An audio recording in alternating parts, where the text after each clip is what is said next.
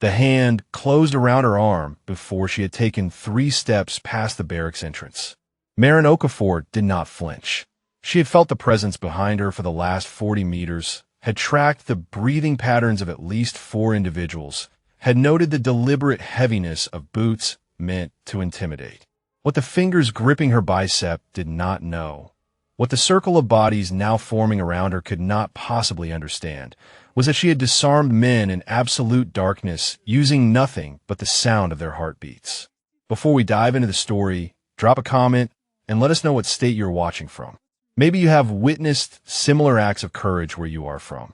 The fluorescent lights of the Naval Station Great Lakes corridor hummed overhead as a voice spoke from somewhere above her left shoulder. Well. Looks like we got ourselves a fresh transfer who forgot to check in with the welcome committee. Marin turned slowly, taking inventory without appearing to do so.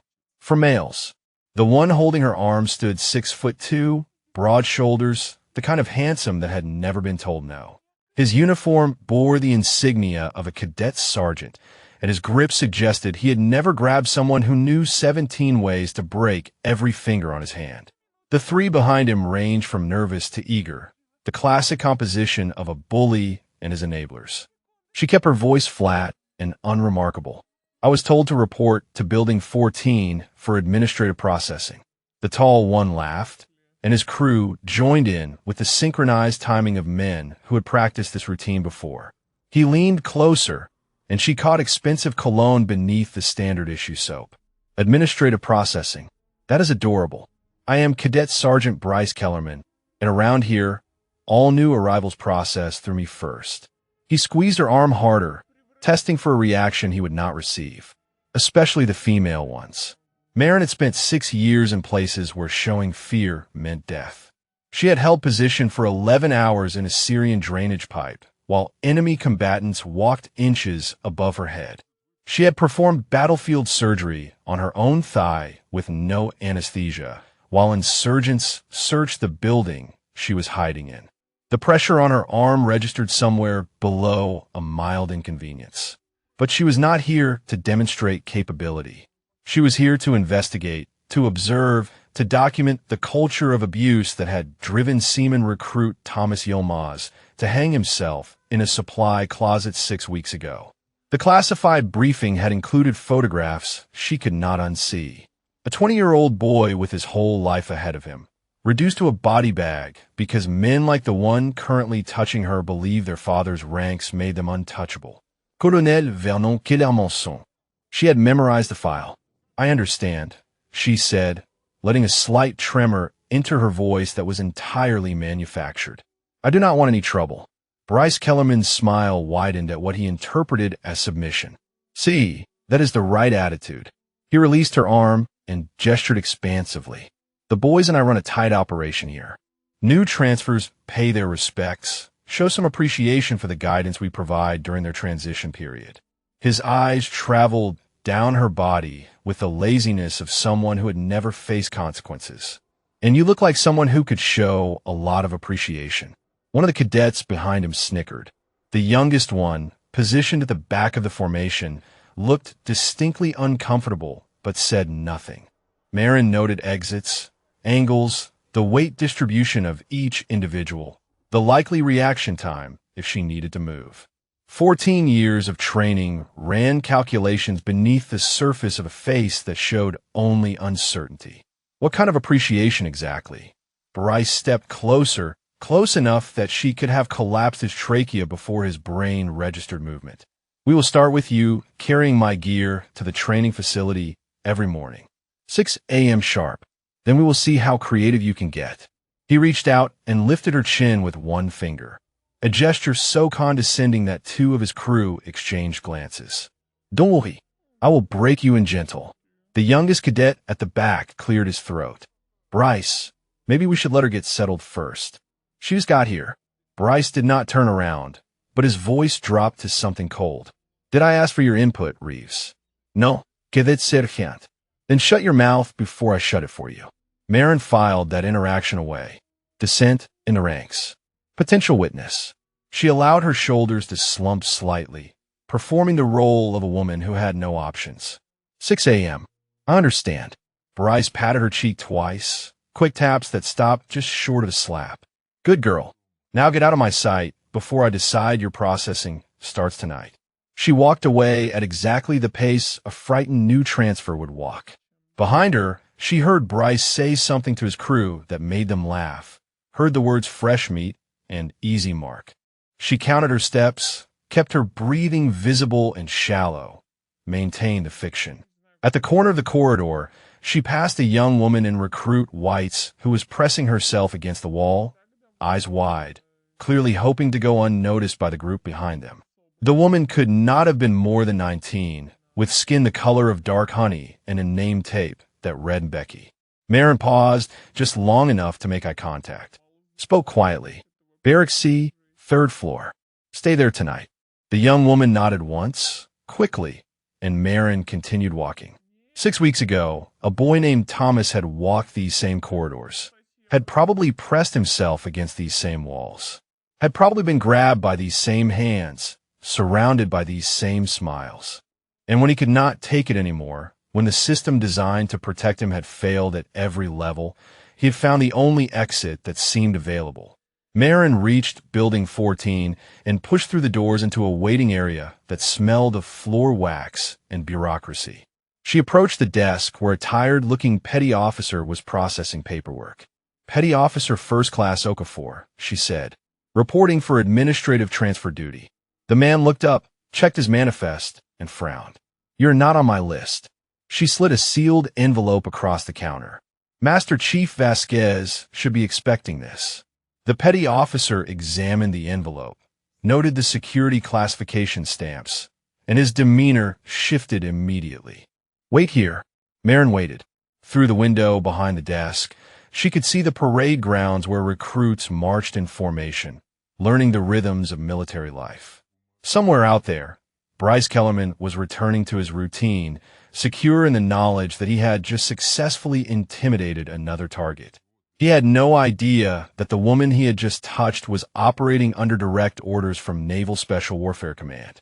He had no idea that every word he had spoken had been recorded by the device embedded in her collar. And he had no idea that the file documenting his crew's activities, including the events leading to Thomas Yilmaz's death, was about to gain its most important witness. The door behind the desk opened, and a woman in her 50s with command presence etched into every line of her face stepped through. Master Chief Elena Vasquez looked at Marin with the eyes of someone who had seen too much and was tired of what she had seen. Petty Officer Okafor. Her voice was carefully neutral. Welcome to Great Lakes. I understand you are here to help us with a filing project. Yes, Master Chief. Marin held her gaze. I am very thorough when it comes to documentation. Something flickered in Vasquez's expression. Follow me. As Marin walked through the door into the restricted section of the building, she felt the weight of the mission settling onto her shoulders. Bryce Kellerman thought he had just met another victim. What he had actually met was the woman who had earned the call sign Ghost during operations so classified that her own family did not know they existed.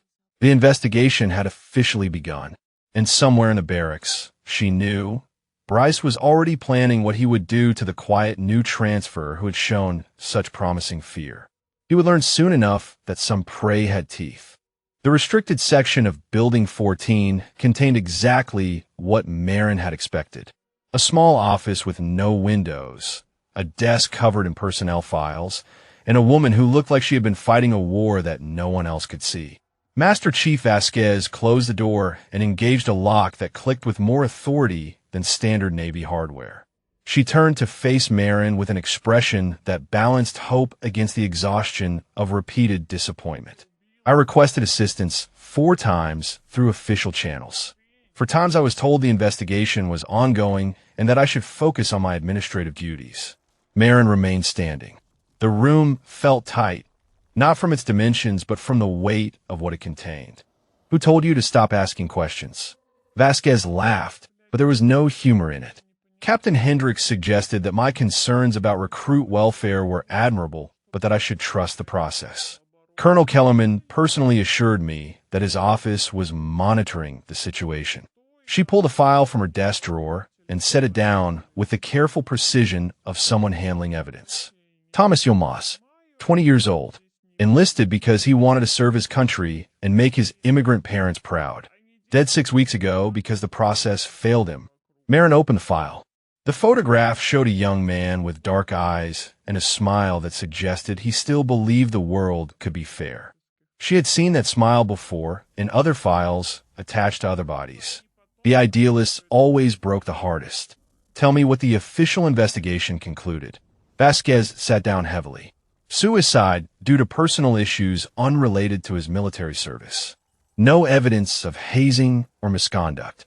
Case closed with condolences sent to his family in Minnesota. And what do you believe happened? The Master Chief met her eyes. I believe Bryce Kellerman and his crew targeted Thomas from day one because he was small and quiet and did not fight back. I believe they subjected him to systematic abuse that escalated over 3 months. I believe Thomas reported the harassment twice through proper channels, and both times his complaints disappeared before reaching anyone who would act on them. And I believe that on the night he died, something happened that pushed him past his breaking point. Marin turned a page in the file. The incident reports were thin, sanitized, scrubbed of any detail that might implicate anyone with connections. What happened that night? I do not know. Vasquez leaned forward. But I know that Thomas was seen entering Barracks D at approximately 2100 hours. Barracks D is Kellerman territory. He was found in the supply closet at 0300. Whatever occurred in those 6 hours, no one is talking. The silence in the room felt heavy with ghosts. Marin had conducted interrogations in locations that would never appear on any map, had extracted confessions from men trained to resist every technique in a manual. She knew how to find truth buried under layers of fear and loyalty. But this was different. This was happening on American soil, in a facility designed to create the next generation of sailors. And the enemy wore the same uniform as the victims. She closed the file. I need access to personnel records for Kellerman and his associates. I need security footage from the night of Thomas' death, whatever has not been conveniently lost. And I need to know who else has been targeted. Vasquez pulled a USB drive from her pocket. Personnel records are on here. The security footage from that night experienced a technical malfunction according to official reports, but I have a contact in IT who recovered partial files before they were overwritten. As for other targets, she hesitated. There is a recruit named Destiny Becky who has been receiving special attention from Kellerman's crew for the past 2 weeks. Marin remembered the frightened young woman in the corridor, the way she had pressed herself against the wall like she was trying to disappear. I met her briefly. Then you understand the urgency. A knock on the door interrupted them. Vasquez held up a hand, waited 3 seconds, then called out. Enter. The door opened to reveal a young man in cadet whites, the same one who had shown reluctance during Kellerman's corridor performance. His name taped Red Reeves, and up close Marin could see the conflict written across his features. The look of someone caught between loyalty and conscience. Master Chief. His voice cracked slightly. I was told to deliver this requisition form for your signature. Vasquez took the paper with an expression that suggested she knew exactly why he was really here. Thank you, Cadet Reeves. That'll be all. But Reeves did not move. His eyes flickered to Marin, then back to Vasquez. He swallowed hard. Master Chief, I wanted to say. He stopped, started again. There are things happening that are not right. I know there are procedures, and I know I am supposed to go through channels, but the channels do not seem to go anywhere. Marin watched him carefully. The boy was terrified, that much was clear. But beneath the fear was something else, something that looked like decency struggling to survive in hostile territory. Vasquez softened her voice. Cadet Reeves, this is Petty Officer Okafor. She is assisting me with administrative matters. If you have concerns about conduct violations, you can document them through the proper reporting system. Reeves shook his head. The reporting system is broken.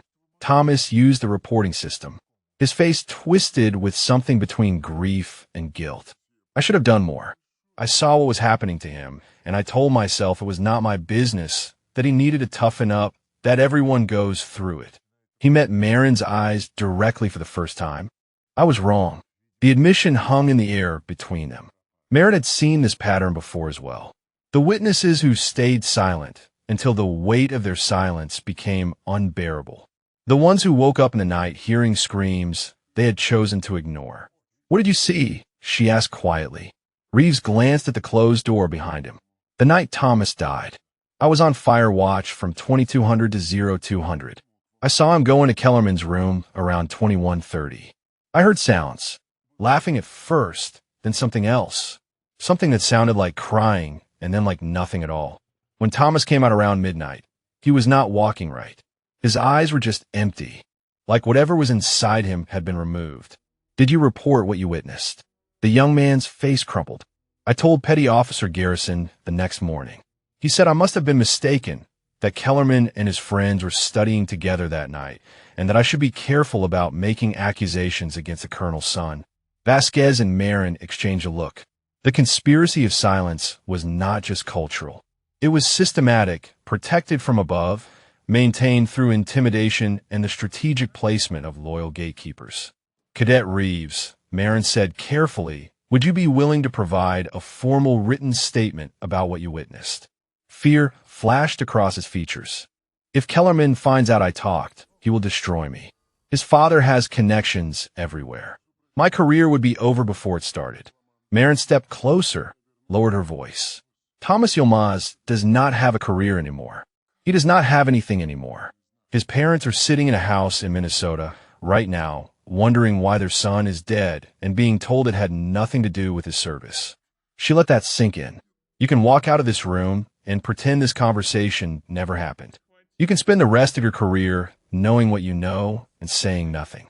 Or you can help me make sure what happened to Thomas never happens to anyone else." The silence stretched between them. Reeves looked at Vasquez, who nodded almost imperceptibly. He looked at the door, at the escape route that would lead him back to comfortable complicity. Then he looked at Marin, and something shifted in his expression, hardened into resolution. "Tell me what you need me to do." Behind the walls of Building 14, Marin felt the first piece of the puzzle click into place. One witness willing to talk. One crack in the wall of silence that protected Bryce Kellerman and whoever was shielding him from above. It was not enough. Not yet. But it was a start. And somewhere across the base, she knew Bryce Kellerman was waking up to another day of unchallenged power, secure in the belief that his position was untouchable. He had no idea that the foundation was already beginning to crack. The barracks common room fell silent when Marin walked in at 05:45 the next morning. She had chosen her timing deliberately, arriving before Kellerman's 6 a.m. deadline with just enough margin to appear obedient but not eager. The room held perhaps a dozen recruits and cadets in various stages of preparing for the day, and every single one of them stopped what they were doing to watch the new transfer, who had already been marked as Kellerman's latest project. Marin kept her eyes forward and her posture slightly hunched, maintaining the fiction of a woman who knew her place. She found an empty seat near the wall and sat down to wait, letting the whispers wash over her like background noise. "That is her, the one Kellerman grabbed yesterday. I heard she almost cried. Poor thing does not know what she is in for." The gossip network of a military installation moved faster than official communications. By now, everyone on base would know that the quiet new administrative transfer had been selected for special attention. Some would feel sympathy. Most would feel relief that it was not them. None would intervene. Marin used the time to observe. She cataloged faces, noted who associated with whom, identified the subtle hierarchies that existed beneath the official rank structure. 3 cadets near the coffee station wore the same confident swagger as Kellerman's crew, laughing too loud at jokes that were not funny, taking up more space than necessary. Potential associates, or simply admirers hoping to join the inner circle.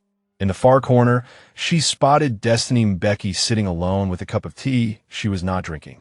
The young woman's eyes were fixed on the door with the vigilance of prey watching for predators. When she noticed Marin looking at her, something complicated passed across her features. Gratitude mixed with fear, mixed with a desperate hope that someone might finally help. Marin gave her an almost imperceptible nod. Hold on. I see you. The door banged open at exactly 6 a.m., and Bryce Kellerman strode in like a king entering his throne room. His 3 regular companions flanked him in formation, and behind them trailed 2 more cadets Marin had not seen before. The crew was larger than initially assessed. 6 confirmed members now, possibly more. Kellerman's eyes found her immediately, and his smile spread with the satisfaction of a man whose prey had shown up exactly as commanded. Look at this. Our new friend actually has a brain. He crossed the room in easy strides while his entourage spread out to block casual observation from other angles. I was worried you might need a reminder about our arrangement. Marin stood slowly, keeping her gaze slightly lowered. You said 6 a.m. I am here. That you are. Kellerman circled her once, a predator inspecting its catch. His fingers brushed her shoulder as he passed, a casual violation of personal space designed to establish dominance. My gear's in my quarters. Building B, room 214. You will retrieve it, bring it to the training facility, and have it arranged before I arrive at 0630. He stopped in front of her, close enough that she could count the individual hairs in his eyebrows. And you will do this every morning until I decide otherwise. Understood. Marin nodded. Understood. One of the cadets behind Kellerman, a stocky redhead with mean eyes, snickered. She learns fast. Maybe she will last longer than the others. The words landed like ice water. Others. Plural.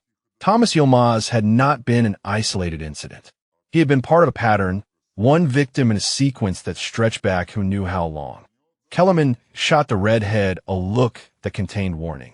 Shut up, Morrison. Morrison's smirk faded, but not before Marin had filed away his name and the implication of his careless words. The crew had done this before. They had a system, a rotation of targets, a methodology refined through repetition. And somewhere, either through willful blindness or active participation, the command structure had allowed it to continue. What are you waiting for? Kellerman's voice snapped her back to the moment. My gear is not going to carry itself. Marin moved toward the door, passing close enough to Destiny Becky to brush her arm with deliberate casualness. The contact lasted less than a second, but it carried a message. You are not alone. Someone is watching. She walked through the early morning air toward Building B, her mind processing the new information. Morrison's slip suggested documentation of previous victims.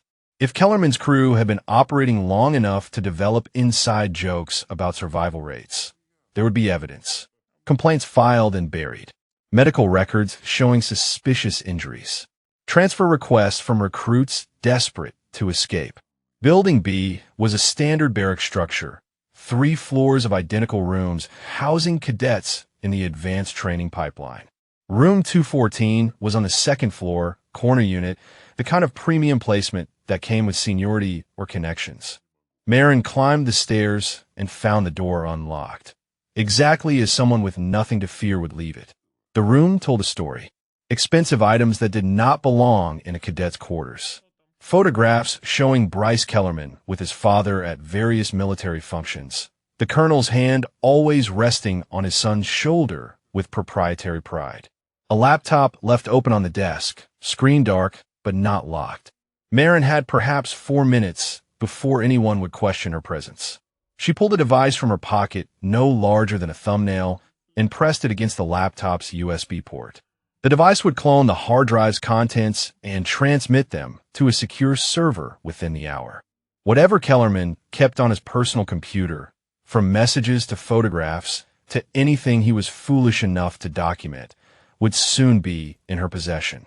She located his gear bag by the door and shouldered it, leaving the room exactly as she had found it. The walk to the training facility took 7 minutes at a pace that suggested reluctance rather than purpose. She arrived at 0622 and arranged the gear with the careful attention of someone afraid to make mistakes. Kellerman arrived at 0633, flanked by Morrison and another cadet she now recognized from the personnel files as Devin Shrike, son of a Navy captain stationed in San Diego. The connections ran deep and wide, a network of privileged sons protected by their father's ranks.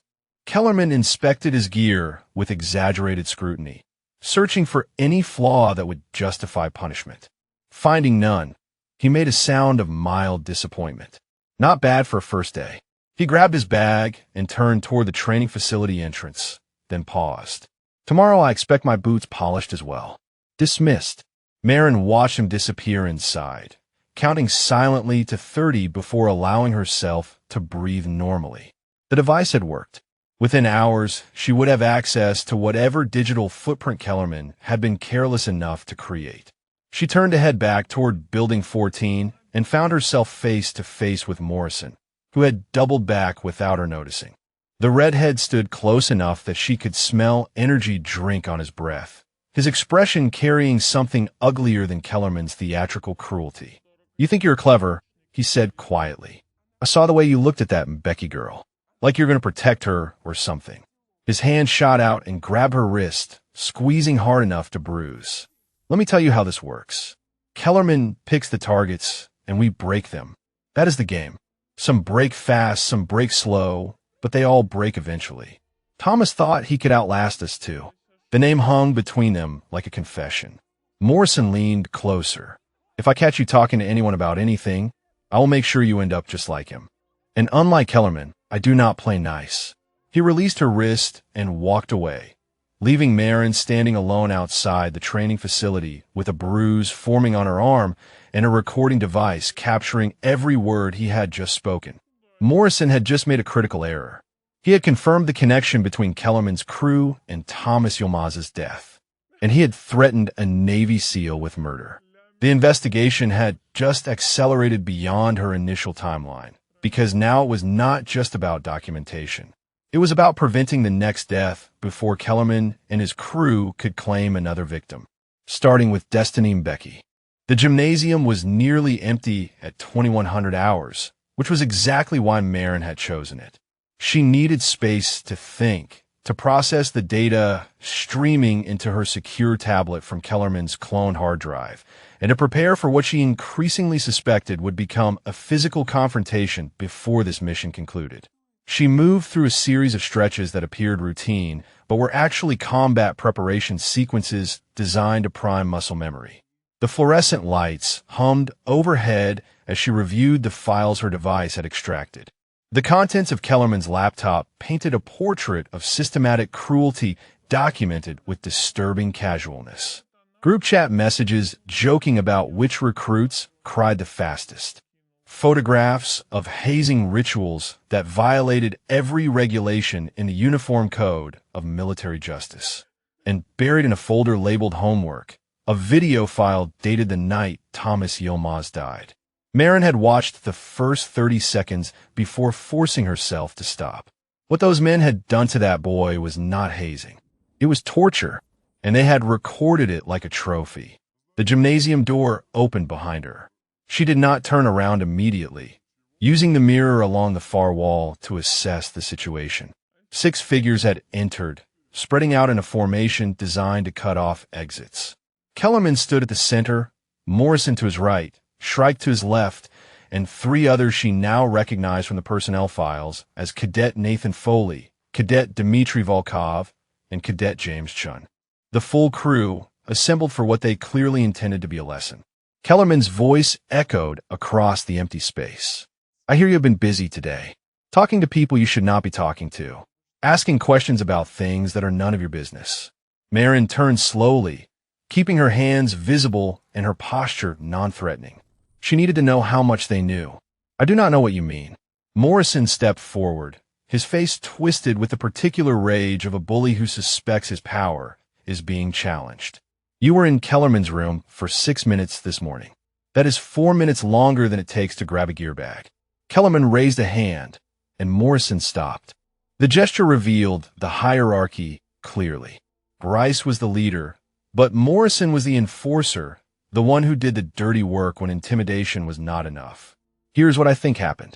Kellerman walked toward her with measured steps, each one designed to shrink the distance and amplify the threat. "I think you are not really an administrative transfer. I think someone sent you here to cause problems for me. And I think you need to understand what happens to people who cause problems. The 6 of them formed a semicircle around her now, close enough that she could smell their collective aggression. In her peripheral vision, she tracked their positions, calculated their reach, identified the sequence in which they would need to be neutralized if this escalated. She still had a choice. She could maintain her cover, accept whatever punishment they intended to deliver, and continue gathering evidence through official channels. The mission parameters did not authorize her to reveal her capabilities unless absolutely necessary. Then Morrison pulled something from his pocket, a length of cord, the same type that had been found around Thomas Yilmaz's neck. "I say we give her a preview," he said. "Show her what happens to rats." The choice evaporated. Marin moved. The first strike caught Morrison's wrist before he could register that she had closed the distance. The cord dropped as his hand went numb from the nerve cluster impact. Her elbow found his solar plexus in the same motion, folding him in half with an exhale that sounded like a deflating balloon. Volkov lunged from her left. She redirected his momentum, using his own weight to send him crashing into Chun. Both went down in a tangle of limbs. Shrike came at her with trained precision, a boxer's stance that suggested actual combat experience. She let him throw a jab, slipped inside his guard, and delivered 3 rapid strikes to his floating ribs. Something cracked. He staggered backward, gasping. Foley hesitated, which was the smartest thing any of them had done. Marin used a pause to sweep Morrison's legs as he tried to rise, putting him back on the ground with a thud that echoed through the gymnasium. 4 down in under 8 seconds. Kellerman had not moved. He stood frozen, his face cycling through emotions too quickly to track. Confusion, disbelief, the dawning recognition that he had fundamentally miscalculated. "What the hell are you?" he breathed. Marin straightened, rolling her shoulders to release the tension that combat always generated. Around her, his crew groaned and struggled to process what had just happened. She could have ended all of them permanently. Instead, she had used precisely calibrated force, enough to incapacitate without causing lasting damage. The restraint was deliberate. She stepped toward Kellerman, and for the first time since she had arrived at this base, she let the mask drop completely. Let him see the woman beneath the performance. "My name is Petty Officer First Class Marin Okafor.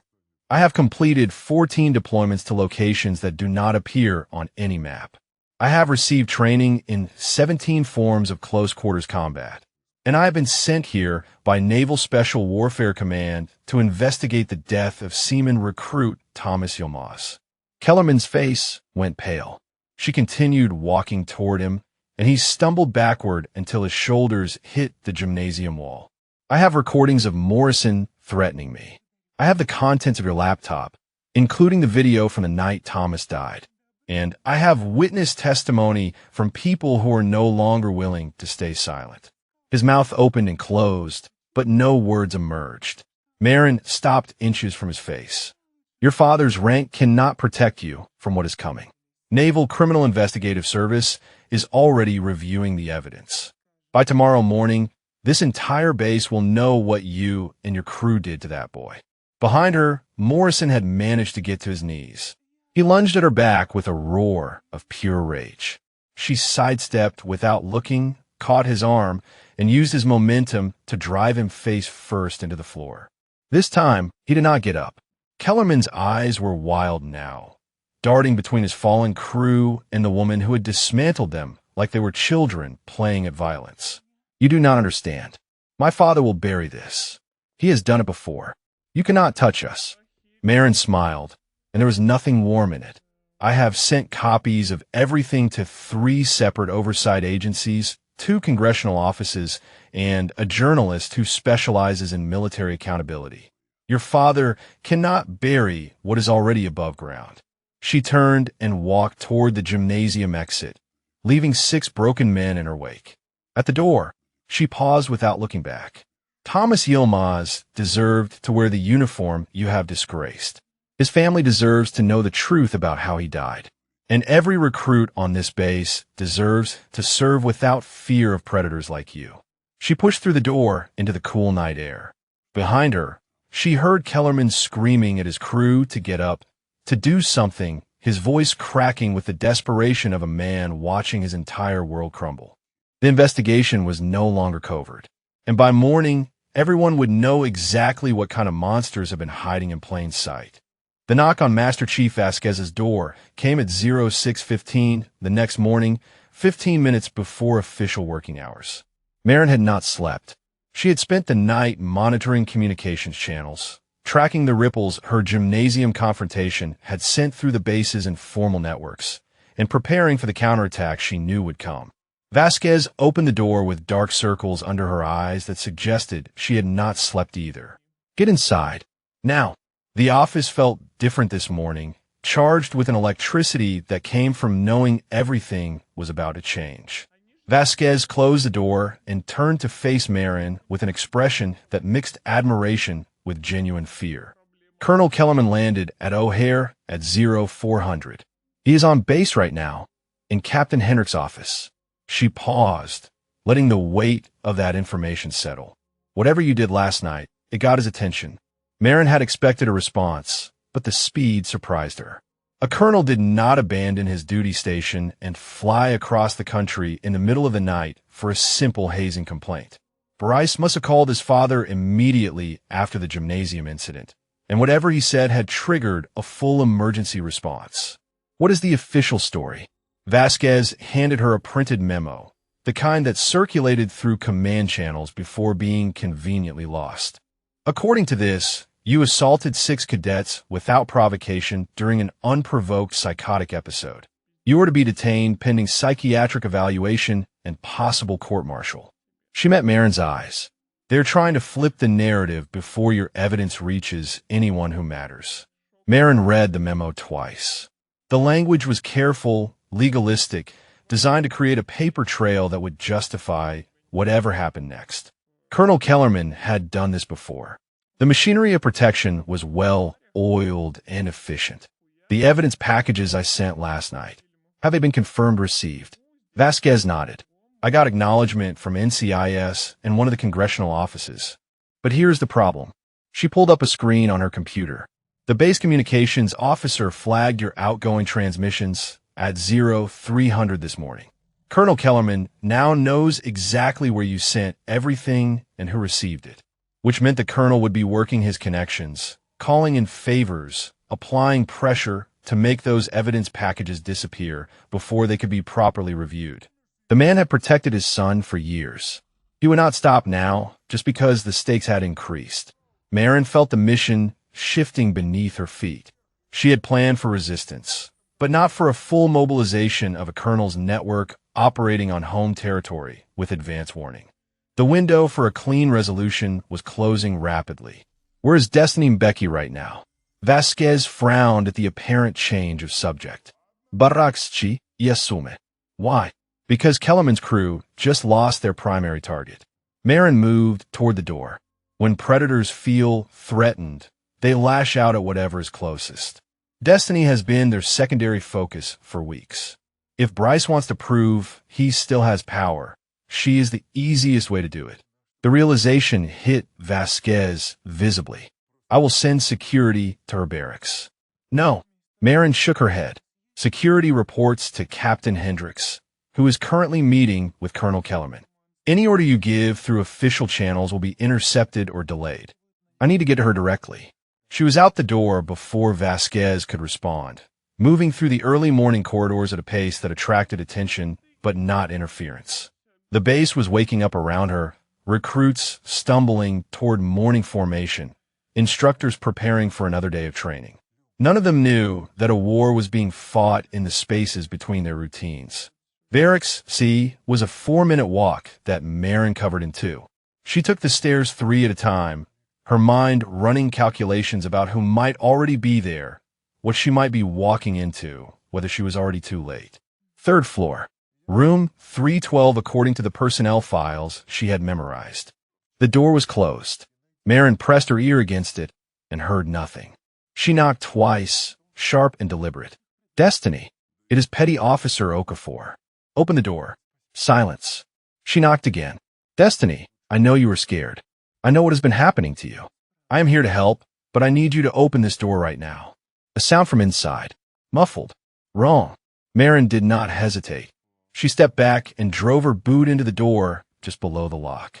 The frame splintered on the second kick, and she was inside before the door finished swinging open. The room was small, standard recruit quarters with 2 bunks and minimal personalization. Destiny and Becky sat on the floor between the beds, her knees pulled to her chest, her eyes red and swollen from crying. In her hand, she held a bottle of pills. Oh God! Marin dropped to her knees beside the young woman. How many did you take? Destiny, look at me. How many? Destiny's voice came out broken, barely above a whisper. None yet. I was trying to be brave enough. She looked up, and her eyes held the same emptiness that witnesses had described in Thomas Yilmaz's face the night he died. They told me what they did to him.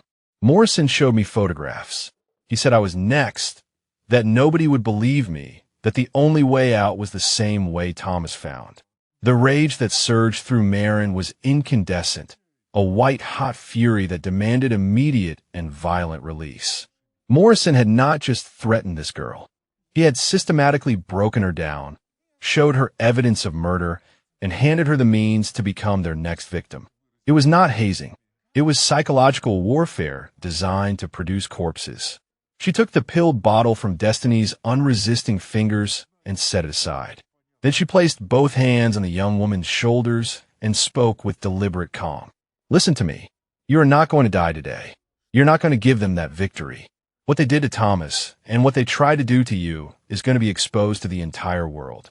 But I need you alive to testify. I need you to tell everyone exactly what Morrison said and showed you.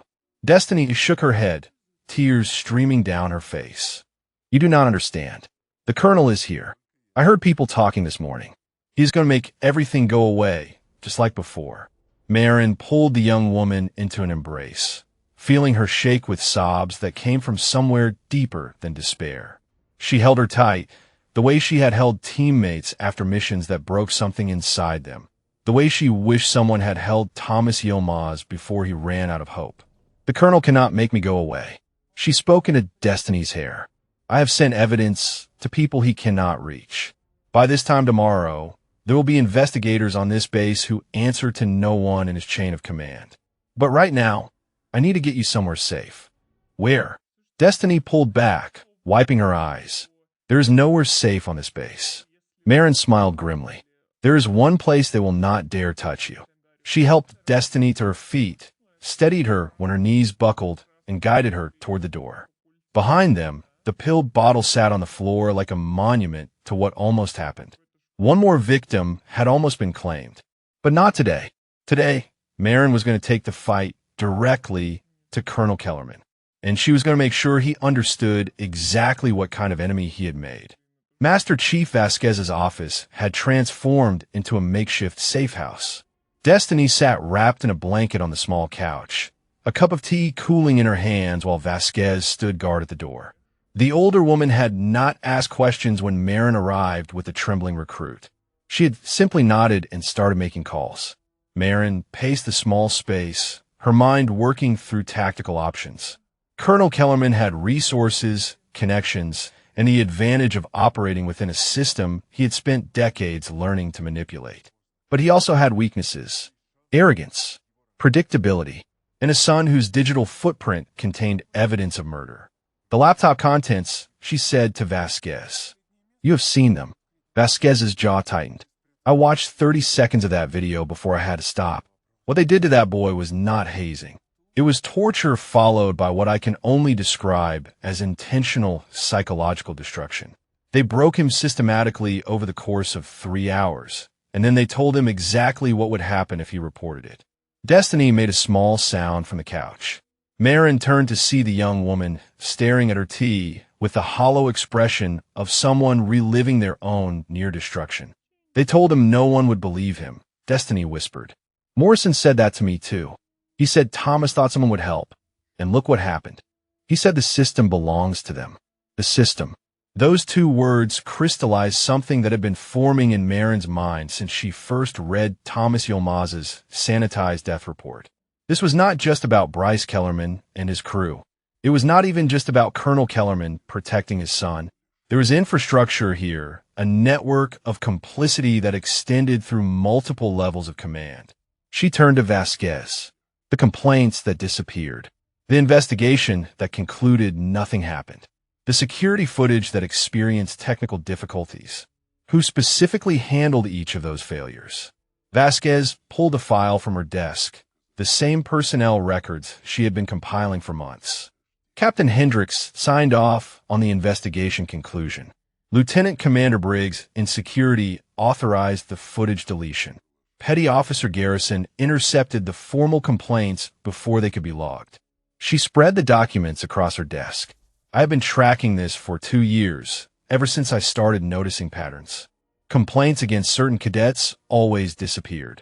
Certain recruits always transferred suddenly. And every single time, the trail led back to someone with a connection to Colonel Kellerman. The scope was larger than Marin had initially assessed. This was not a colonel protecting his son. This was a colonel who had built a network of loyal subordinates specifically designed to shield a pattern of predatory behavior. How many? Marin asked quietly. How many victims before Thomas? Vasquez closed her eyes. That I can confirm, 7. Recruits who complained and were suddenly transferred to undesirable postings. 1 who was discharged on fabricated mental health grounds. 2 who left the Navy entirely rather than continue fighting a system that refused to hear them. And the ones you cannot confirm. The silence that followed was answer enough. Marin's secure tablet buzzed with an incoming transmission. She checked the encryption protocols before opening it, then felt something cold settle in her stomach. The message was from her commanding officer at Naval Special Warfare Command. It was 2 sentences long. Colonel Kellerman has filed formal charges against you for assault and insubordination. You are ordered to report to base security immediately for detention pending investigation. Vasquez read her expression. What is it? They are moving faster than I anticipated. Marin showed her the message. Kellerman is not just trying to bury the evidence. He's trying to bury me. If you report to security, you will disappear into the system. Vasquez shook her head. Administrative detention can last weeks before formal charges are filed. By then, every piece of evidence will be compromised and every witness will be transferred or intimidated into silence. Destiny looked up from her tea, something fierce breaking through the hollowness in her eyes. Then do not report. It was insubordination. It was career suicide. It violated every protocol Marin had sworn to uphold. It was also the only option that kept the investigation alive. She made her decision in the span of a heartbeat. Master Chief, I need you to do something that could end your career.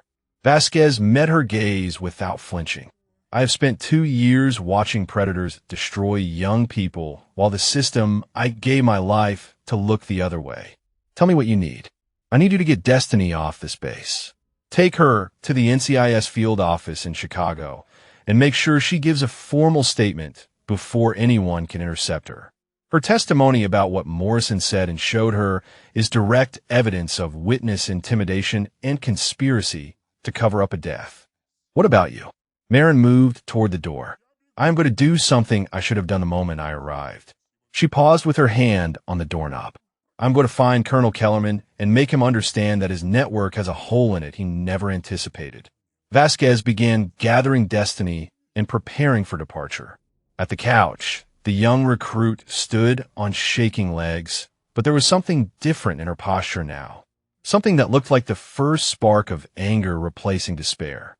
Petty Officer Okafor, Destiny said, when I testify, I want to tell them everything. Not just what Morrison did to me. Everything I saw happen to others that I was too scared to report. Mayor nodded. That is exactly what I am counting on. She slipped out of the office and into a base that had become hostile territory. Security patrols will be looking for her within minutes. Colonel Kellerman would have eyes everywhere, loyal subordinates ready to report any sighting.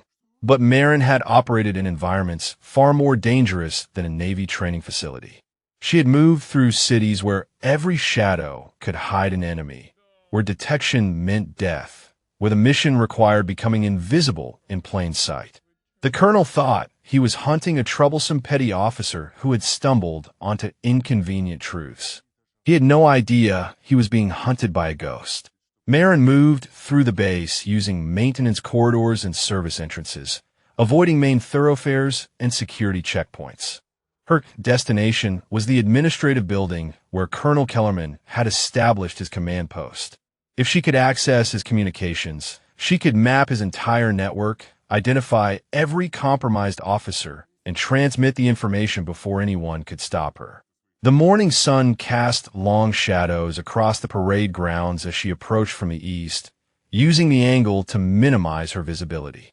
Through the windows of the administrative building, she could see figures moving on the second floor. One of them wore the eagles of the full colonel. Vernon Kellerman stood with his back to the window, speaking into a phone with the animated gestures of a man issuing orders.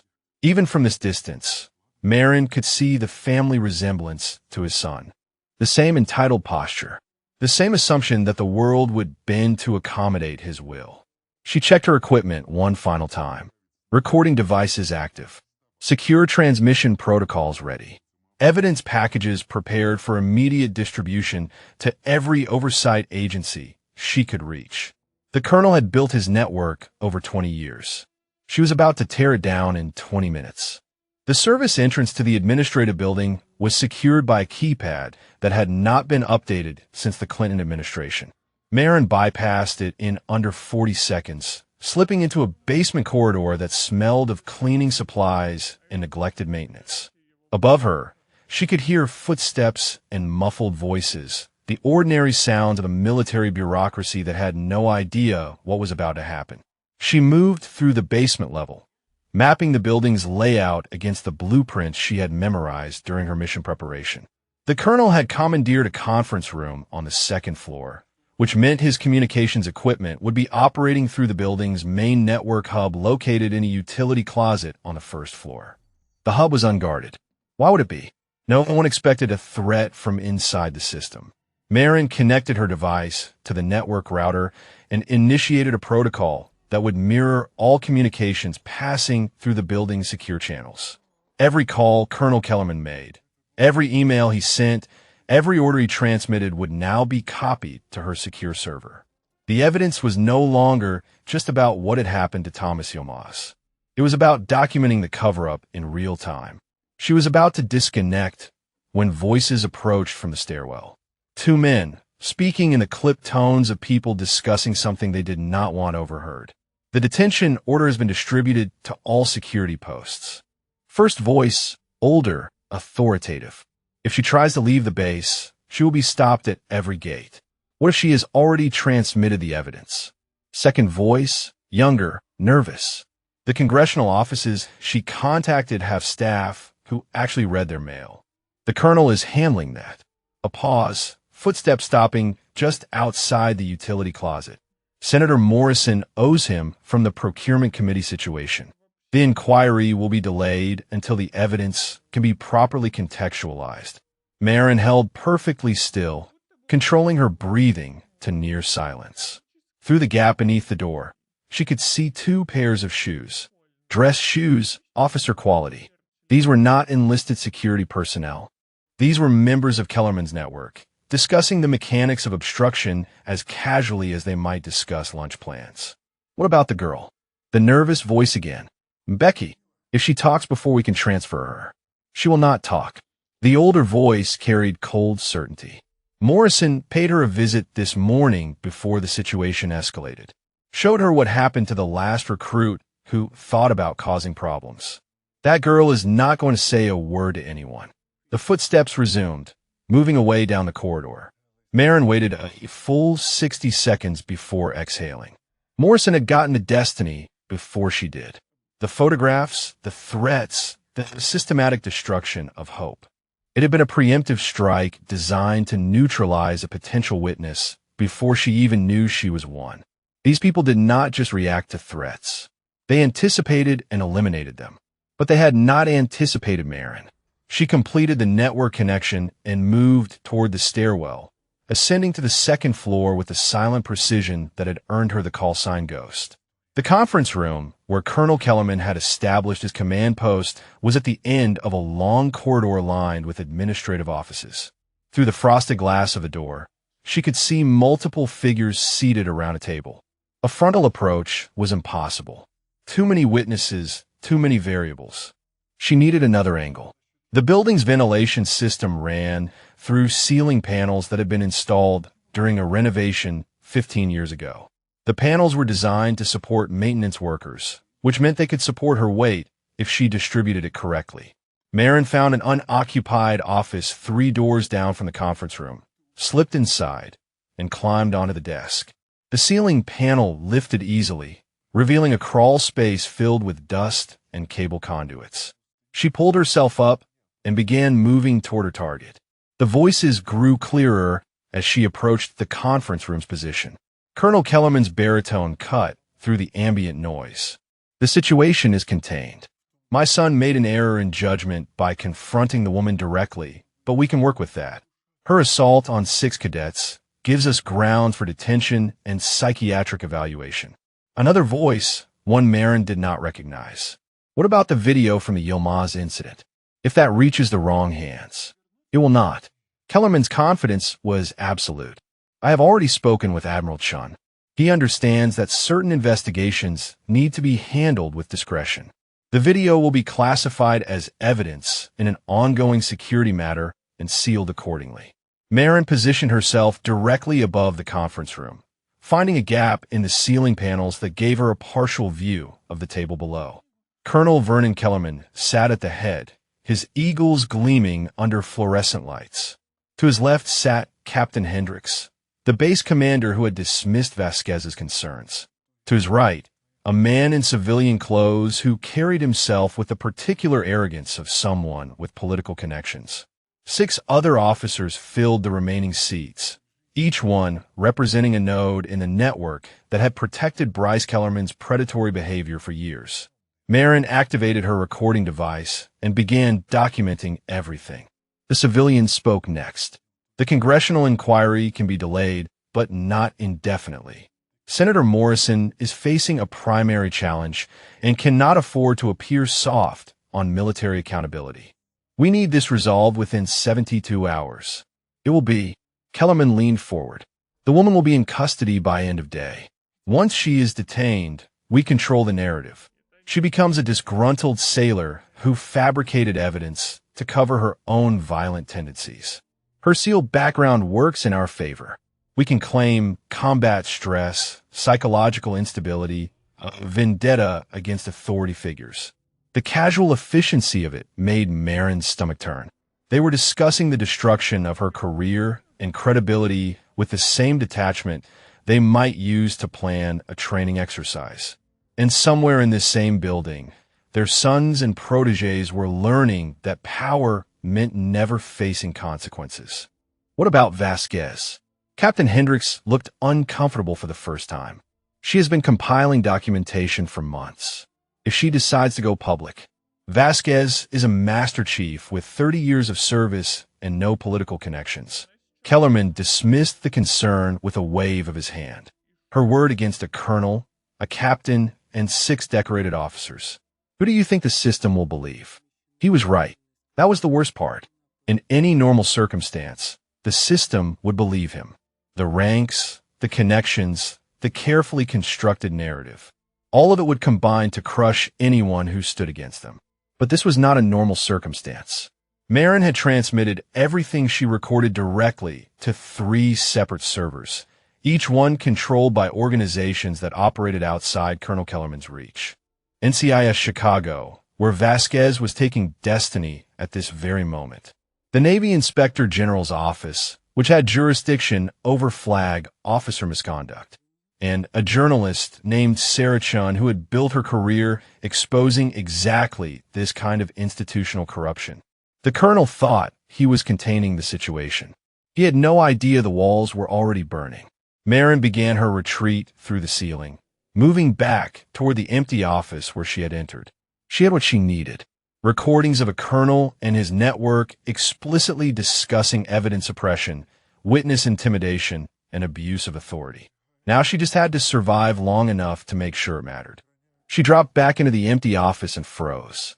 Bryce Kellerman stood in the doorway, his face a mask of hatred, a security baton in his hand. I knew you would try something like this. His voice was barely controlled. I told my father you were too dangerous to leave running around. You should have listened. Behind him, Morrison appeared with two other members of the crew. All of them carried makeshift weapons. The door to the office clicked shut, and Marin realized that the final confrontation had come sooner than she planned. The office was 12 feet by 10 feet, standard government dimensions, with a metal desk, 2 chairs, and a window that looked out onto the parade grounds 2 stories below. Marin calculated angles and distances while keeping her expression neutral. For opponents, confined space, multiple weapons. Survivable, but not without risk. Bryce stepped further into the room, his confidence bolstered by numbers and the baton he was slapping against his palm. You embarrassed me in front of my crew. You threatened my family. And now you are skulking around like a rat while my father cleans up your mess. Morrison flanked to the left, positioning himself to cut off access to the window. The other two, Shrike and Volkov, spread right to block the door completely. They had learned from the gymnasium. This time, they were not going to let her control the engagement. Your father is in a conference room 3 doors down. Marin kept her voice conversational, along with Captain Hendricks and about 6 other officers who are all currently being recorded discussing how to cover up Thomas Yilmaz's murder. The word landed like a grenade. Murder. Not hazing. Not suicide. Murder. Bryce's face contorted. He killed himself. That had nothing to do with us. You tortured him for 3 hours and then told him exactly what would happen if he reported it. Marin held his gaze without blinking. I have the video, Bryce. The one you were stupid enough to keep on your laptop. I have seen what you did to that boy. And by tomorrow morning, so will everyone else. Something shifted in Bryce's expression. The arrogance cracked, revealing something uglier underneath. Fear mixed with the desperate rage of a cornered animal. Morrison moved first, lunging with a speed that suggested he had been waiting for any excuse. Marin sidestepped, caught his extended arm, and used his momentum to drive him face first into the metal desk. The impact rang through the small room like a bell. Volkov came next, swinging a length of pipe he had concealed along his leg. Marin ducked under the arc, drove her elbow into his kidney, and followed with a knee to his thigh that dropped him to the floor. Shrike hesitated, remembering the cracked ribs from their last encounter. That hesitation cost him. Marin closed the distance before he could set his stance, delivered a palm strike to his sternum that stole his breath, and swept his legs out from under him. 3 down in 6 seconds. Faster than the gymnasium because the space was smaller and desperation made people predictable. Bryce had not moved. He stood frozen with his baton raised, watching his crew crumble with the expression of someone whose worldview was collapsing in real time. You still do not understand, do you? Marin stepped over Morrison's groaning form. You spent your whole life believing your father's rank made you untouchable. You thought you could hurt people and never face consequences. But the thing about systems built on protection is that they only work until someone comes along who exists outside the system. She was close enough now to see the sweat beading on his forehead, to smell the fear beneath his expensive cologne. I am that someone, Bryce. I have operated in places where your father's eagles mean nothing. I have faced enemies who would consider you a minor inconvenience. And I have spent every moment since I arrived on this base building a case that your entire network cannot contain. The baton trembled in his grip. My father will destroy you. Your father is about to have much bigger problems than me. As if on cue, the sound of multiple vehicles screeching to a halt filtered through the window. Marin glanced outside and felt something close to satisfaction settle in her chest. 3 black SUVs had pulled up to the administrative building's main entrance. Men and women in civilian clothes with federal credentials visible were already moving toward the doors. Naval Criminal Investigative Service did not announce their arrival, which meant this was not a courtesy visit. Vasquez had gotten through. The evidence had reached people who could act on it, and someone with authority had decided that Colonel Kellerman's network was no longer going to be allowed to police itself. Bryce saw the vehicles too. His face went pale. "That is not possible." "My father," said the inquiry was delayed. "Your father lied to himself." Marin took the baton from his unresisting fingers. He has been lying to himself for so long he forgot that reality eventually catches up. The door to the office burst open, and two NCIS agents swept in with weapons drawn. They took in the scene with professional efficiency. 3 men on the ground, one standing frozen, and a woman who looked remarkably calm for someone who had just been in a fight. Petty Officer Okafor, the lead agent, a woman in her 40s with sharp eyes, lowered her weapon slightly. "We received your transmissions. All of them, including the recording from the conference room." Including that. The agent's expression was grim. "Colonel Kellerman and his associates are being detained as we speak." She looked at Bryce with undisguised contempt. "This one too." Bryce finally found his voice. "You cannot do this. My father is a colonel. He has connections at the Pentagon. Senator Morrison will." Senator Morrison is currently being interviewed by the FBI regarding his involvement in obstruction of justice. The agent gestured to her partner, who moved forward with handcuffs. "Your father's connections are not going to help him this time." Marin watched as Bryce Kellerman was restrained and led from the room. The young man who had grabbed her arm 2 days ago, who had promised to break her, who had believed his birthright protected him from consequence, looked suddenly very small. Morrison and the others were collected next, their injuries documented, but deemed non-life-threatening. Shrike had to be helped to his feet, still struggling to breathe from the sternum strike. When the room was finally empty, except for Marin and the lead agent, the woman turned to her with an expression that mixed respect with something like awe. 14 deployments, 17 forms of combat training, and a classified service record that I am not even authorized to fully access. She shook her head. They really did grab the wrong girl. Marin allowed herself a small smile. "How is Destiny and Becky?" "Safe. Gave her statement an hour ago." The agent's expression softened. "She wanted me to tell you something. She said to say thank you for seeing her when no one else would." The words hit harder than any blow Marin had absorbed in the last 2 days. Thomas Yilmaz had needed someone to see him too. Someone who would believe him, protect him, fight for him when the system failed. He had died because that someone never came. Destiny would live because this time someone did. But the mission was not over yet. "Is the colonel still in the building?" The agent nodded. "Conference room," being very cooperative now that he realizes the scope of what we have. She paused. "He's asking to speak with you." Marin moved toward the door. Some conversations needed to happen face to face. The conference room looked different now. The officers who had filled the seats were gone, replaced by NCIS agents cataloging documents and securing electronic devices. Colonel Vernon Kellerman sat alone at the head of the table, his eagle still gleaming, but his posture diminished in a way that rank could not disguise. He looked up when Marin entered, and she saw something in his eyes she had not expected. Not anger, not defiance, exhaustion. The bone-deep weariness of a man who had spent 20 years building walls that had just come crashing down. Petty Officer Okafor. His voice was hoarse. Or should I use your operational designation? I understand Ghost is quite respected in certain circles. Marin remained standing. She wanted the height advantage, the psychological pressure of looking down at a man who had spent his career looking down at others. "You wanted to speak with me." Kellerman gestured to the empty chairs. "Please, what I have to say will take more than a moment." She did not sit. "I am listening." A long breath escaped him. "My son is not a monster." He paused, seeming to recognize how hollow the word sounded. "That is what I told myself for years. Every complaint that crossed my desk, every whisper that reached my ears, I told myself it was exaggeration. Hazing culture, boys being boys. The kind of thing that builds character and weeds out the weak." Marin felt her jaw tighten. Thomas Yilmaz was not weak. "No." Kellerman's voice cracked on the word.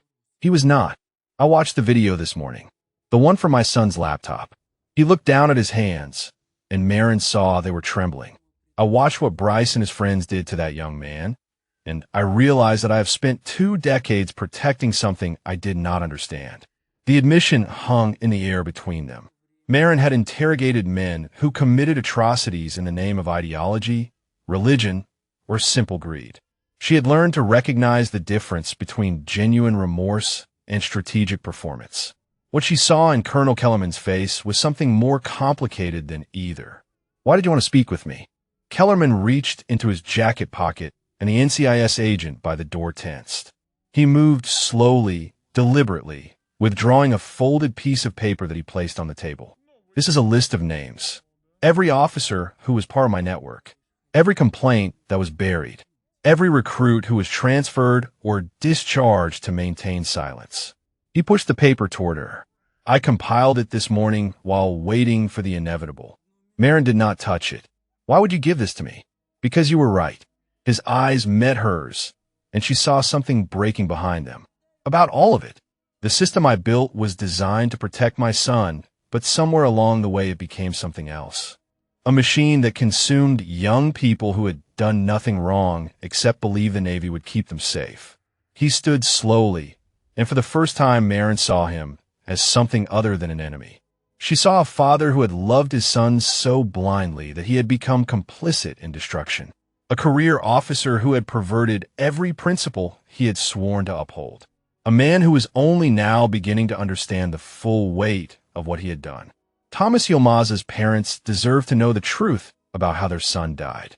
Kellerman's voice was barely above a whisper. They deserved to know that it was not his fault, that he did everything right, reported through proper channels, trusted the system. And the system failed him because I made it fail. Marin picked up the paper and unfolded it. The list was extensive, names and dates, and incidents stretching back nearly 15 years. It was a roadmap of institutional corruption, documented in the handwriting of the man who had architected it. "This does not excuse what you did." "I know." Kellerman straightened his uniform in the reflexive gesture of a career officer. "Nothing excuses it, but perhaps it can help prevent it from happening again." He met her eyes one final time. "You asked me why I wanted to speak with you. It is because you're the first person in 20 years who looked at my son and saw what he really was.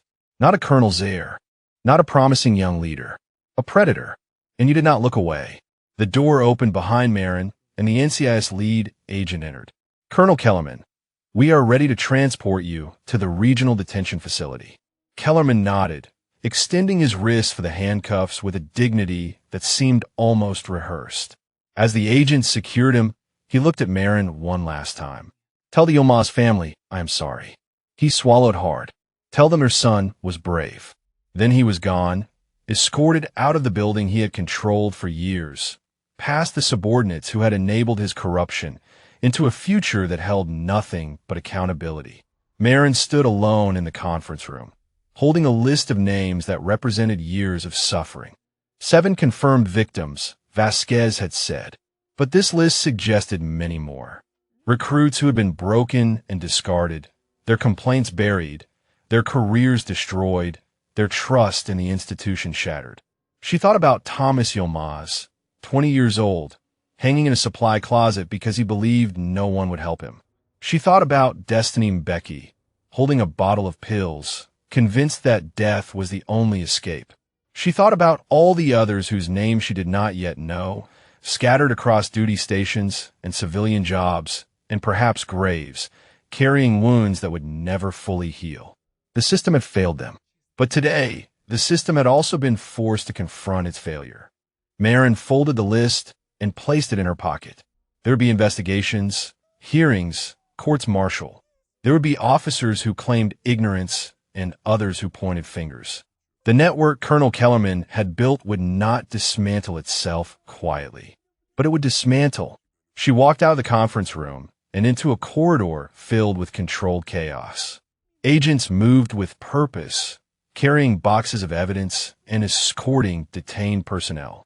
At the far end of the hallway, she saw Captain Hendricks being led away in handcuffs, his face a mask of disbelief. Petty Officer Okafor. She turned to find Cadet Reeves standing against the wall, looking shell-shocked but somehow lighter than he had 2 days ago. He approached her with hesitant steps. I gave my statement. Everything I saw, everything I should have reported months ago. He swallowed. They said it will help build the case. It will. Reeves nodded, then seemed to struggle with something. I keep thinking about Thomas, about how I saw him that night and did nothing, how I told myself it was not my business. He met her eyes. I did not know how to live with that. Marin considered the young man in front of her. He was not innocent. His silence had contributed to the culture that killed Thomas Yilmaz. But he was also not beyond redemption. You live with it by making sure it matters. She placed a hand on his shoulder. You testified. You broke ranks when it counted. That does not erase what happened, but it helps prevent what could happen next.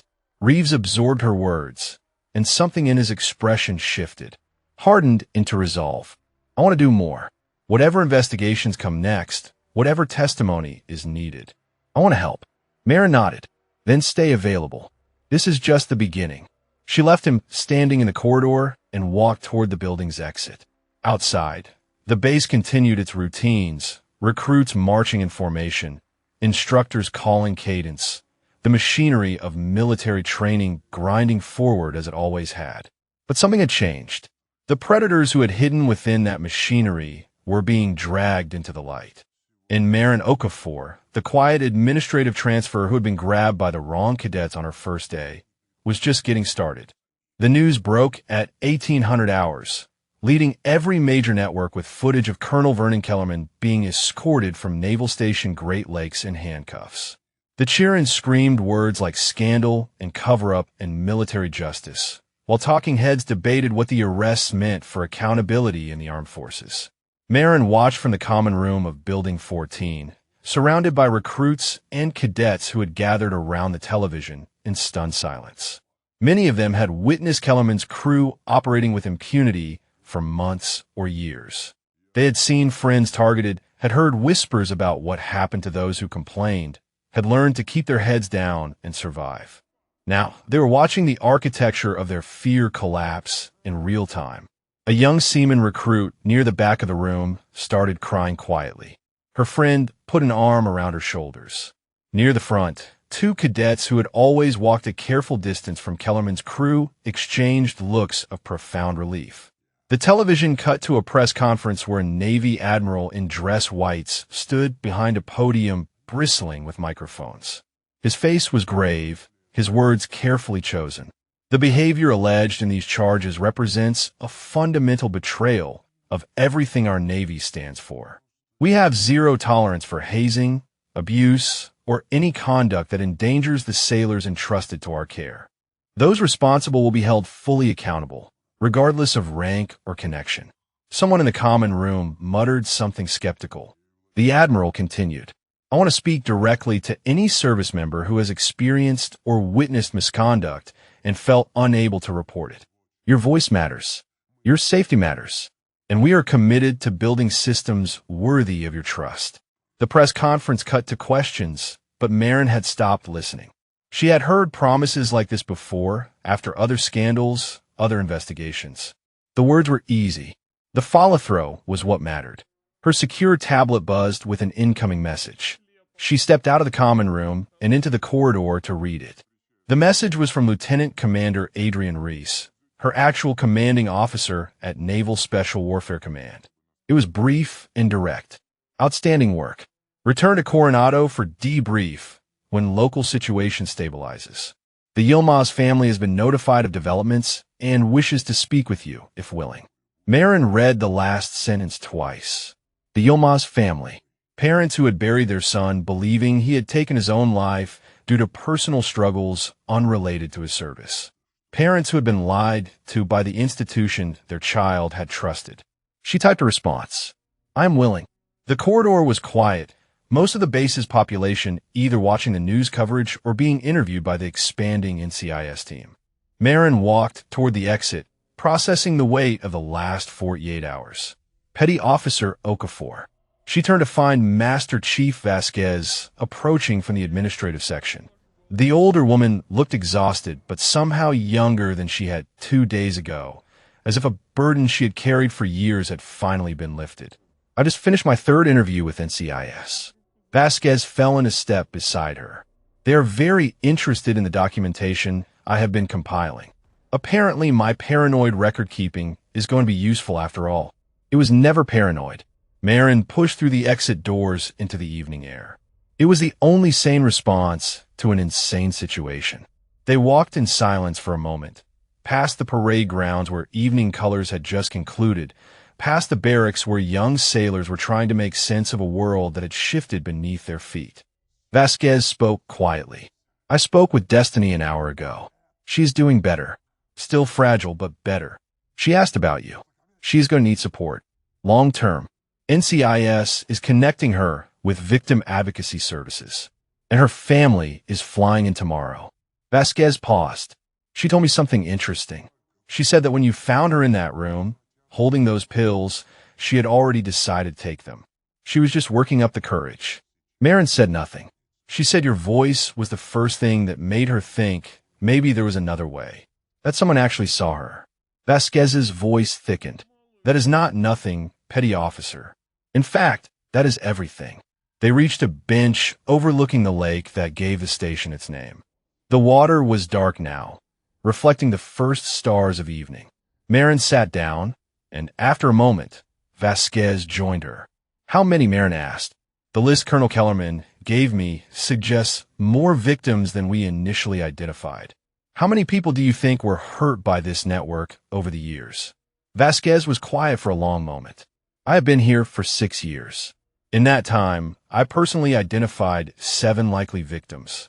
But the list you showed me goes back 15 years and includes incidents at 3 different duty stations where Kellerman served. She shook her head. Dozens at minimum. Possibly more. Dozens of young people who had joined the military believing they would be protected. Dozens of families who had received sanitized explanations for their children's suffering. Dozens of careers ended, lives derailed, trust betrayed. And at the center of it all, a father who loved his son too much to see what he had become. The investigation is going to take months. Marin watched the stars multiply overhead. Courts martial, congressional hearings, policy reviews. The system is going to examine itself and promise to do better. You sound skeptical. I have seen this before. After Tailhook, after Aberdeen, after every scandal that briefly captures public attention. Marin turned to face Vasquez. The system promises reform, implements new procedures, and then slowly returns to protecting its own. The only thing that creates real change is people like you who refuse to look away. Vasquez absorbed the words. Is that why you do this? The missions, the investigations, the work that puts you in rooms with predators and protectors. Marin considered the question. On the surface, her answer was simple. Orders, duty, the mission parameters assigned by her command. But beneath that surface lay something more personal. I had a brother. She had not spoken these words aloud in years. He joined the army at 18, full of idealism and purpose. 3 months into his first deployment, he reported his squad leader for stealing from Iraqi civilians. A week later, he was dead. Friendly fire, according to the official report. Vasquez drew a sharp breath. I was 16. I did not understand what had really happened until years later when I started digging into the records. The squad leader had connections. The investigation was perfunctory. My brother's death was ruled accidental, and everyone moved on. Except you. Except me. Marin watched a satellite trace across the darkness. I joined the Navy the day I turned 18. I pushed through BUD/S because I needed to become someone the system could not ignore. And I volunteered for investigations like this one because I know what happens when good people trust institutions that do not deserve their trust. The silence between them was comfortable now. 2 women who had spent years fighting battles that most people would never know about. Your brother would be proud of you. Marin felt something shift in her chest. Maybe he would tell me that saving one destiny does not balance against all the ones we could not save. Vasquez shook her head. That is not how it works. You do not balance lives against each other like ledger entries. You save the ones you can save, and you honor the ones you could not by making sure their deaths mean something. Marin thought about Thomas Yilmaz, whose death had set this entire investigation in motion. About her brother, whose murder had set her on a path that led to this bench on this evening. About Destiny Becky, who was alive right now because 2 days ago, a stranger had told her to go to Barracks C. Maybe Vasquez was right. Maybe the only way forward was to keep saving the ones who could still be saved.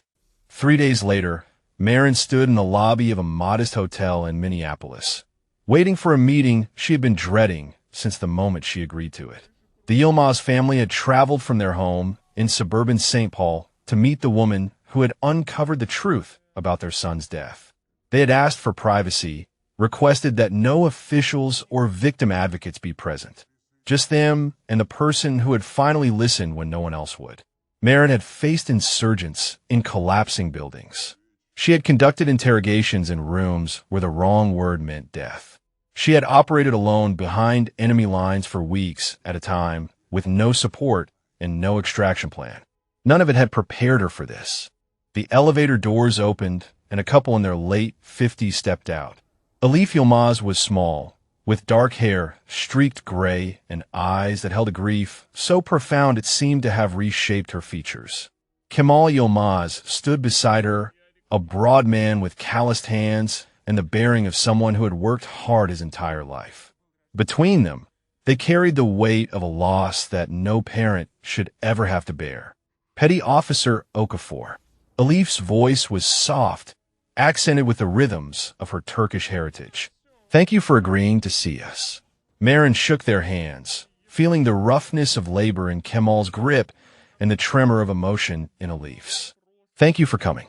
I know this is not easy. They found a quiet corner of the hotel restaurant, empty in the mid-afternoon lull between lunch and dinner. A server brought coffee that no one touched. For a long moment, they simply sat with the enormity of what had brought them together. Kemal spoke first, his English careful and precise. The Navy told us our son killed himself because he was weak. They said he could not handle the pressure of training. They suggested he had mental health issues we had failed to address. The words came out flat, rehearsed, as if he had repeated them so many times they had lost their ability to wound him further. Elif reached across the table and gripped her husband's hand. We knew Thomas. He was not weak. He was the strongest person we ever knew. When he was 12, he worked 2 paper routes to help pay for his grandmother's medicine. When he was 16, he stood up to boys twice his size who were bullying a disabled classmate. She paused, her eyes glistening. Our son did not break because training was hard. Something else happened to him. You were right. Marin kept her voice steady, though something inside her was cracking. Your son was targeted by a group of cadets who had been abusing recruits for years. They subjected him to systematic harassment and physical abuse that escalated over 3 months. When he reported it through official channels, his complaints were buried by officers who were protecting the perpetrators. Kemal's jaw tightened. The colonel's son. Yes, and others. Marin pulled a folder from her bag and placed it on the table. This contains a summary of the evidence we gathered. I want you to understand that Thomas did everything right. He followed procedures. He trusted the system. The failure was not his. Elif opened the folder with trembling hands. She scanned the first page, then the second. Tears began streaming down her face, but she did not look away. She read every word as if absorbing her son's final testimony. Kemal watched his wife, then turned to Marin. The video. We were told there is a video of what they did to him. There is. Marin held his gaze. I have seen it. I would strongly recommend that you do not. A long silence stretched between them. Tell us. Elif closed the folder and looked up. Not everything. Just enough so we understand what our son endured. Marin had prepared for this request. She had consulted with victim advocates about how much information to share, how to honor the parents' need for truth without causing additional trauma. There was no perfect answer. Thomas was brought to a barracks room on the night of his death. There were 6 of them and 1 of him.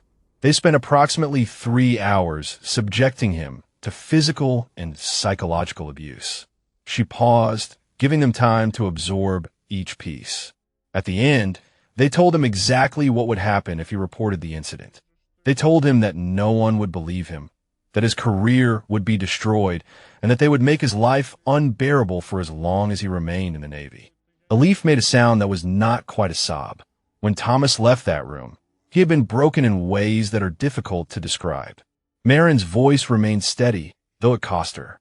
He went to a supply closet, and he made a choice that he should never have been forced to make. But I want you to understand something. Your son did not die because he was weak. He died because he was systematically destroyed by people who knew exactly what they were doing, protected by a system that had been corrupted from the top down. Kemal's hands had curled into fists on the table. These men, the ones who did this, what will happen to them? They are facing courts-martial on charges including assault, conspiracy, obstruction of justice, and conduct unbecoming. The colonel and several officers are facing additional charges for their role in covering up multiple incidents over many years. Marin met his eyes. They will be held accountable. I give you my word. Alif reached across the table and took Marin's hand. Her grip was stronger than her fragile appearance suggested. You did this. You found the truth when everyone else looked away. I was doing my job. No. Alif shook her head. You were doing what was right. There's a difference. She squeezed Marin's hand tighter. Thomas used to talk about the kind of sailor he wanted to be. He wanted to be someone who stood up for people who could not stand up for themselves. He wanted to be someone who told the truth, even when it was hard. She paused, fresh tears falling. He would have wanted to be like you. The words hit Marin with unexpected force. She thought about her brother, about the idealism that had gotten him killed, about all the young people who joined the military believing in something larger than themselves, only to discover that the institution they trusted could also betray them. Your son was already that person. Marin's voice was thick. He reported what was happening to him because he believed it was wrong. He trusted that someone would listen. The fact that no one did is not a reflection of who he was. It is a reflection of a system that failed him. Kemal stood abruptly, his chair scraping against the floor. For a moment, Marin thought he was going to leave. Instead, he walked around the table and pulled her into an embrace that carried the weight of a father's grief and gratitude combined. Thank you, he said into her shoulder. Thank you for giving us back our son. Alif joined them, and for a long moment, the three of them stood in the empty restaurant, connected by loss and truth, and the fragile hope that justice might still mean something. When they finally separated, Alif wiped her eyes and managed something close to a smile. Will you come to Minnesota? When this is over, when the trials are finished, we would like you to visit Thomas's grave, to meet the rest of our family, to know the boy you fought for. Mayor nodded. I will be honored. They exchanged contact information and promises to stay in touch. As the Yilmaz family walked toward the elevator, Alif turned back one final time. Petty Officer Okafor. In Turkish, we have a word. Adalet. It means justice, but also righteousness. The belief that wrong will be made right. She placed her hand over her heart. You have given us Adalet. We will not forget. The elevator doors closed, and Marin was alone. She stood in the empty lobby for a long time, letting the weight of the conversation settle into her bones. Thomas Yilmaz had deserved better. So had her brother. So had every young person who had been chewed up by systems that were supposed to protect them. But today, at least, one family had received the truth. And that was worth fighting for. 6 months later, Marin stood at the back of a crowded courtroom in San Diego, watching the final act of a drama that had begun with a hand grabbing her arm in a corridor at Naval Station Great Lakes. Bryce Kellerman sat at the defense table in his dress whites, stripped of rank insignia, his face carrying the hollow look of a man who had finally been forced to confront the consequences of his actions. His attorney had attempted every possible defense, from diminished capacity to undue command influence to claims that the evidence had been obtained improperly. None of it had worked. The military judge, a stern captain with 30 years of service, read the verdict in a voice that carried to every corner of the room. On the charge of assault, guilty. On the charge of conspiracy to commit assault, guilty. On the charge of conduct unbecoming, guilty. On the charge of obstruction of justice, guilty. Each word landed like a hammer blow. In the gallery, Marin saw Alif and Kemal Yilmaz holding hands, their faces wet with tears that mixed grief and relief in equal measure. Beside them sat Destiny Mbeki, healthy now, her eyes clear, wearing the uniform of a seaman apprentice who had refused to let her abusers define her future. The judge continued, "Bryce Allen Kellerman, you are hereby sentenced to 12 years confinement, dishonorable discharge from the United States Navy, forfeiture of all pay and allowances, and reduction to the grade of E1. Bryce's mother, seated in the front row, let out a sound that might have been a sob. His father was not present. Colonel Vernon Kellerman had received his own sentence 3 months earlier, 15 years for his role in the conspiracy, his eagles stripped in a ceremony that had made national news. Morrison had received 10 years. Shrike 8. The others had accepted plea deals that would keep them incarcerated for the better part of a decade. Captain Hendricks had been dishonorably discharged and faced civilian charges for his role in obstructing federal investigations. The network that had taken 20 years to build had been dismantled in less than 6 months. As the courtroom began to empty, Destiny made her way through the crowd to where Marin stood. The young woman had grown in ways that went beyond the physical. There was a steadiness in her bearing now, a quiet strength that had emerged from the ashes of her darkest moment. "I wanted to thank you again." Destiny's voice was calm, certain. "I know I have said it before, but I do not think I can ever say it enough. You do not need to thank me." Marin placed a hand on her shoulder. "You saved yourself. I just showed up at the right moment."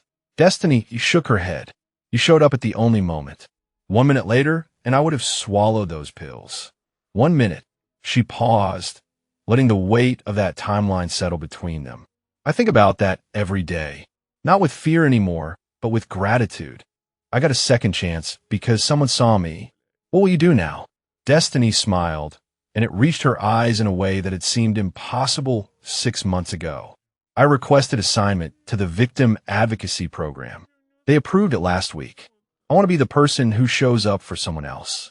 Marin felt something warm spread through her chest. The cycle of destruction could become a cycle of protection. Pain could be transformed into purpose. It was not redemption exactly, but it was something close to hope. The Yilmaz family approached next. Elif embracing Marin with the familiarity of someone who had become more than an acquaintance over the past months. They had kept their promise to stay in touch, trading emails and phone calls that had gradually evolved from formal updates to genuine connection. "It is finished." Kemal's voice was rough with emotion. "Our son can rest now." Marin nodded. "He can."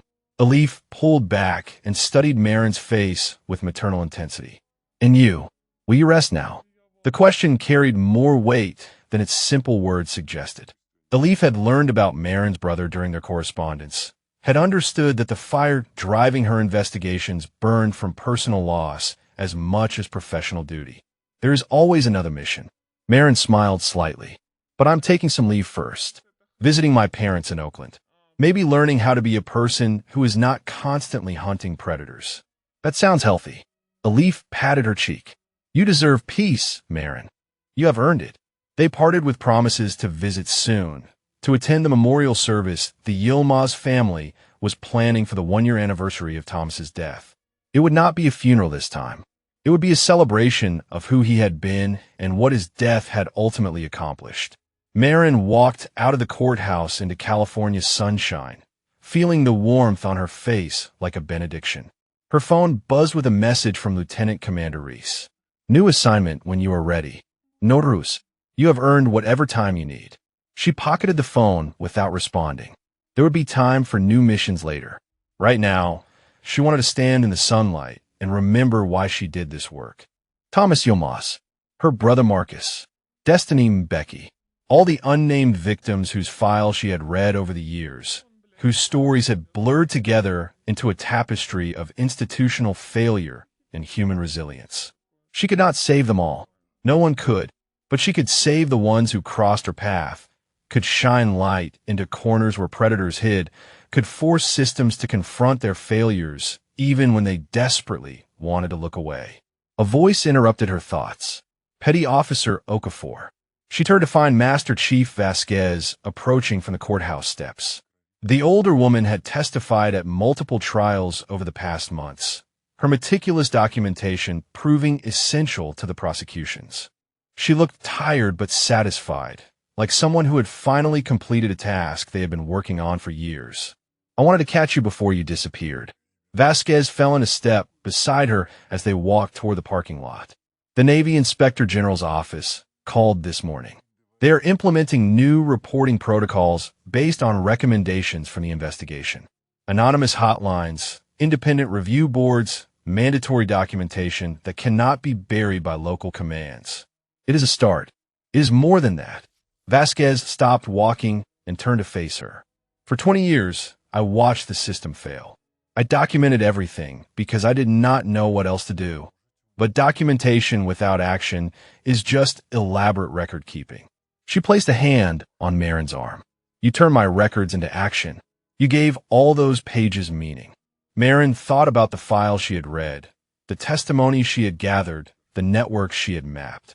None of it would have mattered without people like Vasquez, who had refused to stop bearing witness, even when no one seemed to be listening.